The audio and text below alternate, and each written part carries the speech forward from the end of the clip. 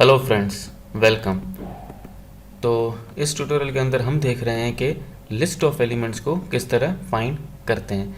तो हमने हमारे लास्ट ट्यूटोरियल के अंदर देखा था कि हम किसी एलिमेंट को किस तरह फाइंड कर सकते हैं, मतलब एक सिंगल एलिमेंट को। तो हम क्या कर रहे थे, हम सिंगल एलिमेंट को फाइंड कर रहे थे और उनको यूज़ कर रहे थे, ठीक है। तो अब सिंगल एलिमेंट को फाइंड करने के लिए हम फाइंड एलिमेंट को यूज़ कर रहे थे। फाइंड एलिमेंट जो है वो उस मेथड को हम लोग यूज़ कर रहे थे। तो वो क्या करता है, वो सिर्फ एक ही एलिमेंट को एक टाइम में फाइंड करता है। अब उसी अगर क्या होता है कि हम जो एलिमेंट फाइंड कर रहे हैं, अगर उसी वो जो एलिमेंट है वो मतलब एक से ज़्यादा है, मतलब वो एलिमेंट जो है वो 2-3 दफ़ा एग्जिस्ट करता है या 10-12 दफ़ा एग्जिस्ट करता है, तो फाइंड एलिमेंट का जो मेथड होता है वो सिर्फ सबसे पहला जो उसको एलिमेंट मिलता है उसी पाथ के साथ उसको वो फाइंड कर लेता है, बाकियों को छोड़ देता है। मतलब एक ही एलिमेंट को फाइंड करता है वो।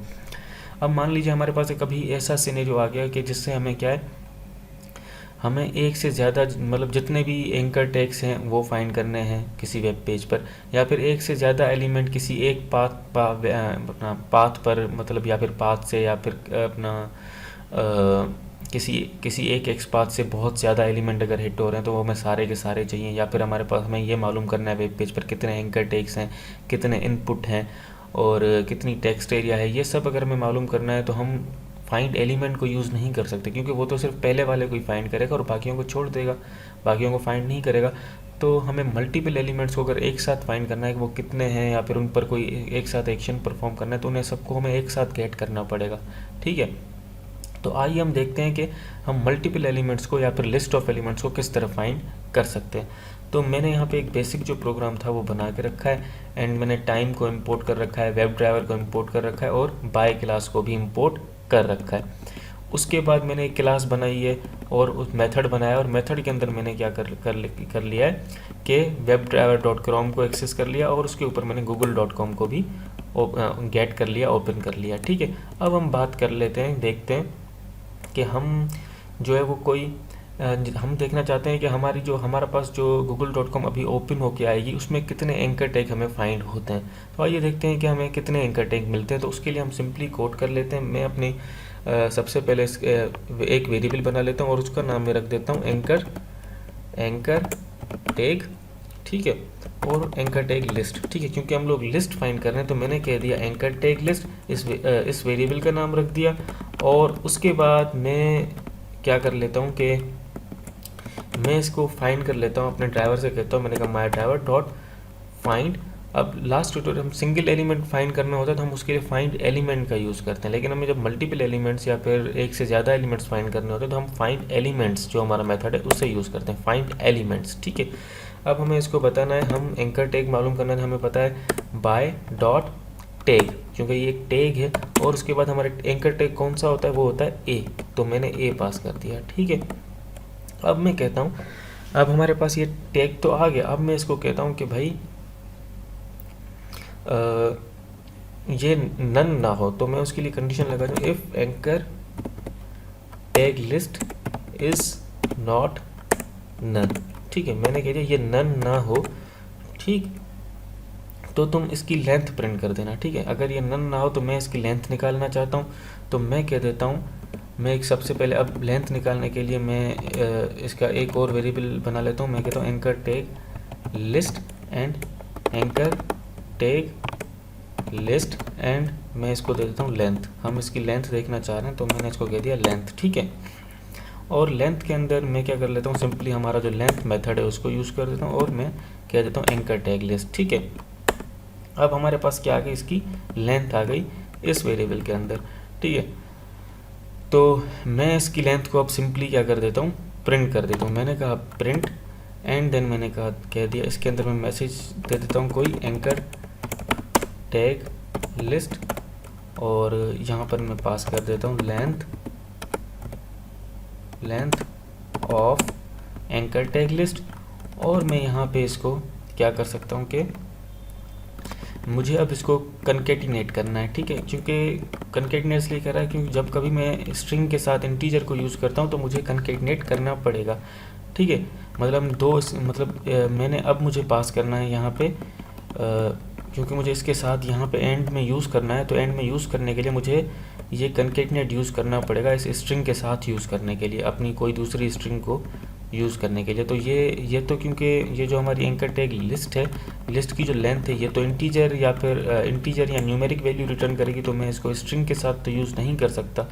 तो इसको स्ट्रिंग के साथ यूज़ करने के लिए मुझे इसको स्ट्रिंग के अंदर कन्वर्ट करना पड़ेगा। तो सिंपली पाइथन में बहुत आसान है, मैंने कहा str एंड देन मैंने इसको कह दिया str मेथड के अंदर इसको पास कर दिया एंकर टैग लिस्ट को, तो हमारे पास ये लिस्ट आ गई। अब मान लीजिए, अब ये तो हमने प्रिंट कर दिया। मान लीजिए अगर हमारे पास ये एंकर टैग लिस्ट अगर नन रिटर्न हो जाती है, तो उस सूरत में हम जानना चाहते हैं, हमारे पास ये सब प्रिंट नहीं हुआ लेकिन हमें पता कैसे चलेगा कि ये नन रिटर्न हुई है। तो हम क्या कर लेते हैं, हम इस एल्स के अंदर मैसेज प्रिंट करवा देते हैं, प्रिंट, और हमने कह दिया anchor tag list, anchor tag list is none. ठीक है, हमने कह दिया anchor tag list is none.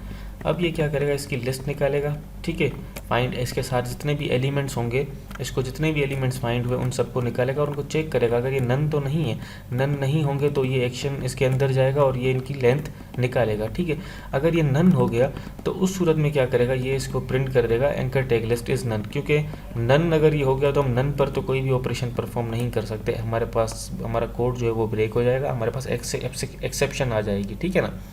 तो मैं इसको सिंपली रन करता हूँ, तो आप देखेंगे हमारा जो क्रोम वेब ब्राउज़र है वो ओपन हो जाएगा। वो ओपन हो गया और उसके ऊपर google.com की एक वेबसाइट ओपन हो जाएगी।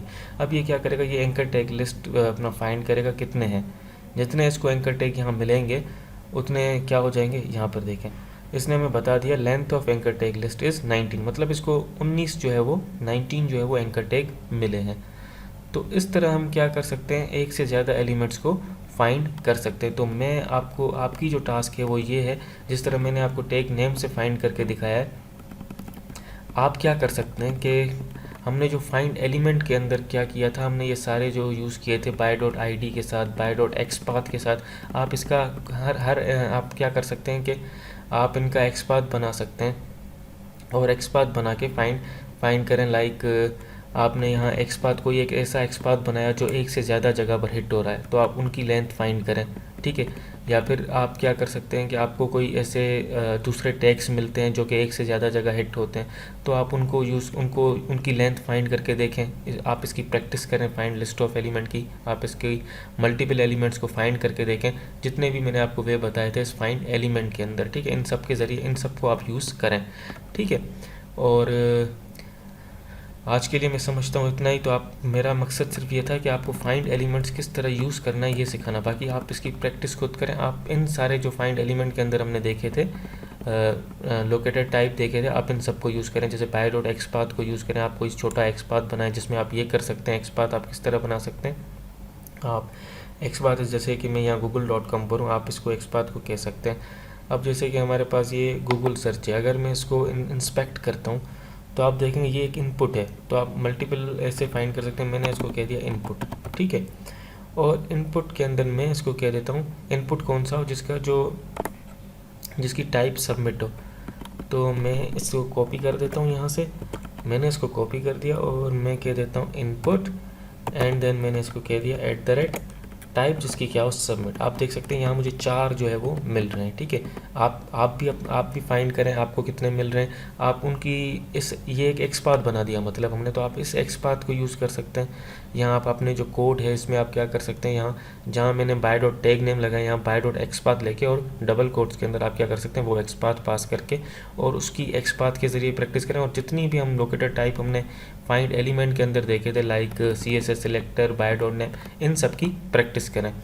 तो अगर आपको ये ट्यूटोरियल पसंद आया तो आप मेरे चैनल को सब्सक्राइब करें, वीडियोस को लाइक करें और मेरे चैनल को शेयर करें अपने सर्कल में, अपने फ्रेंड्स के साथ, ताकि वो भी यहाँ से सीख सकें।